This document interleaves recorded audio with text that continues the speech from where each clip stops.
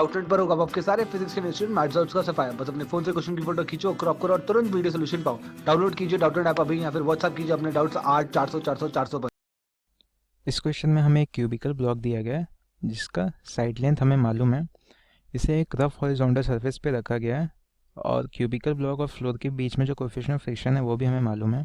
अब हमें एक हॉरिजॉन्टल फोर्स कैपिटल एफ उस ब्लॉक पे लगा रहे हैं। ठीक है, उस कैपिटल एफ की पोजीशन क्या है, तो वो एकदम टॉप मोस्ट पॉइंट पे उस क्यूबिकल ब्लॉक के लग रही है। ठीक है, अब क्वेश्चन में दिया गया कि कोएफिशिएंट ऑफ फ्रिक्शन सफिशिएंट है कि वो ब्लॉक को बिना टॉपल हुए हुए स्लाइड करने नहीं देता, यानी ब्लॉक जो वो पहले टॉपल होगी, स्लाइड नहीं होगी। ठीक है, तो इस केस में हमें बताना है कि मिनिमम फोर्स एफ का वो मिनिमम वैल्यू क्या होगी जिसके कारण टॉपलिंग हो जाए। ठीक है, तो इस सिचुएशन को हम एनालाइज करें तो ये हमारा ब्लॉक हो गया।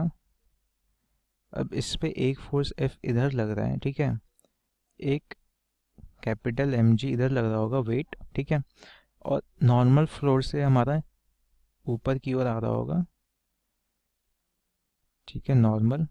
ठीक, अब क्योंकि स्लाइडिंग नहीं हो रही है तो फ्रिक्शन इस डायरेक्शन में लगेगा ताकि वो कैपिटल एफ को बैलेंस कर सके, तो हमारा फ्रिक्शन इधर कुछ लग रहा होगा। ठीक है, अब देख सकते हो, अगर हम पॉइंट ओ की अबाउट देखें तो ये ब्लॉक जो है वो इस इधर टॉपल हो जाए, क्योंकि ये कैपिटल एफ का जो टॉर्क है वो उसको इधर रोटेट कराएगा, यानी क्लॉकवाइज सेंस में।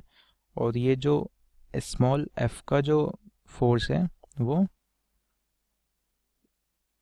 भी क्लॉकवाइज सेंस में इसको रोटेट कराने को टेंड करेगा। तो यानी ये दोनों मिलकर एक कपल बनाएंगे जिसका नेट टॉर्क या फिर नेट टेंडेंसी जो होगा वो इस डायरेक्शन में, यानी क्लॉकवाइज सेंस में इसको टॉपल कराना होगा। ठीक है, अब इसको टॉपल कराने से रोकने के लिए क्या होता है कि ये जो हमारा नॉर्मल का लाइन ऑफ एक्शन है, पहले शुरुआत में मान लेते हैं यहाँ पे था, वो शिफ्ट होने लगता है। वो ऐसे शिफ्ट होगा कि नॉर्मल के कारण जो टॉर्क प्रोड्यूस हो वो अपोजिट डायरेक्शन में हो, तो उसे इधर इधर राइट वर्ड ही शिफ्ट होना पड़ेगा। तो पहले नॉर्मल हमारा ये था, अब नॉर्मल हमारा कुछ इधर आ गया, जबकि एफ और स्मॉल एफ को वो बैलेंस कर रहा है। ठीक है, अब क्या होगा, अब एफ की वैल्यू बढ़ाओगे तो यानी इस डायरेक्शन में हमारी टॉर्क बढ़ने लगेगी, तो नॉर्मल को फिर इस डायरेक्शन में टॉर्क बढ़ाने के लिए थोड़ा और शिफ्ट होना पड़ेगा।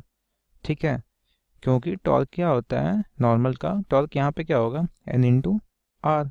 ठीक है, एन इंटू आर मतलब इस सेंटर से ये डिस्टेंस जो है वो आर है हमारी। ठीक है, तो एन इंटू आर होगा। ठीक है, तो अब जैसे जैसे एफ बढ़ाओगे वैसे वैसे नॉर्मल राइटवर्ड शिफ्ट करेगा ताकि एन इंटू आर जब वो सफिशिएंटली इस टॉर्क को बैलेंस कर सके। ठीक है, तो आप बढ़ाते बढ़ाते क्या होगा, नॉर्मल फाइनली यहाँ पे आ जाएगा और इस पॉइंट के आगे वो नहीं बढ़ सकता, क्योंकि यही point of contact maximum distance पे सेंटर से है। ठीक है, तो यानी ये मैक्सिमम नॉर्मल जो है, मैक्सिमम टॉर्क जब उसका पॉइंट ऑफ एप्लीकेशन यहाँ पे होगा तभी वो मैक्सिमम टॉर्क अपना दे सकता है। तो वो मैक्सिमम टॉर्क क्या हो जाएगी हमारी, एन इंटू ये लेंथ। ठीक है, ये लेंथ कितनी है, एल बाई टू।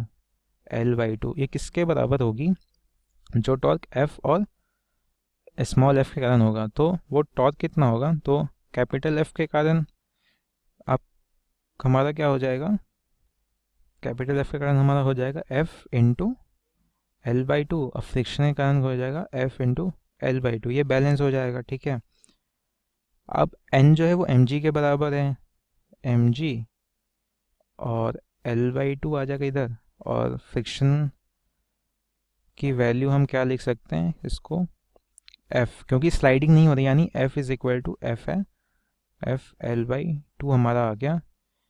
इससे हमारे पास क्या आ गया, M G is equal to two F.